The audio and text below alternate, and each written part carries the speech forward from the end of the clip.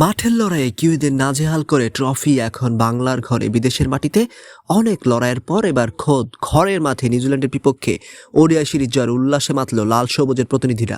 তবে ড্রেসিং রুমের এই জয় উদযাপন কেবল আনন্দে সীমাবদ্ধ থাকেনি, তার রূপ নিয়েছে এক অনন্য সম্প্রীতির বন্ধনে, যেখানে দেশি ক্রিকেটারদের সাথে তাল মিলে আমরা করব জয় গানে গলা মেলালেন দলের বিদেশি কোচ স্টাফরাও। চট্টগ্রামের জহুর আহমেদ চৌধুরী স্টেডিয়ামে সিরিজের শেষ ম্যাচে নিউজিল্যান্ডকে 55 রানে হারিয়ে 2-1 ব্যবধানে সিরিজ নিশ্চিত করে বাংলাদেশ।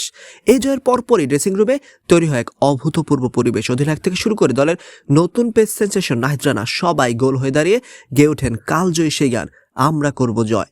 তবে এই বিশেষ উদযাপনে সবার নজর কেড়েছে দলের বিদেশি কোচদের স্বতঃস্ফূর্ত অংশগ্রহণ।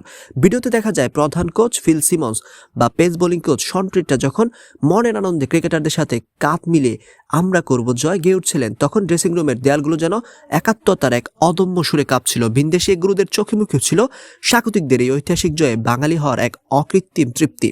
ঘরের মাঠে কিউইদের বিপক্ষে এই দুর্দান্ত জয় দলের আত্মবিশ্বাসকে যেমন তুঙ্গে নিয়ে গেছে, তেমনি ড্রেসিং রুমের এই দৃশ্যটি প্রমাণ করে ক্রিকেট আসলে কোনো ভাষা বা সীমানা মানে না। লাল সবুজের জার্সি গায়ে জড়ানো এই ভিনদেশিরা প্রমাণ করেছেন ভাষা ভিন্ন হলেও সাফল্যের আনন্দ এবং জয়ের ক্ষুধা সবাইকে এক সুতোয় গেঁথে দিতে পারে।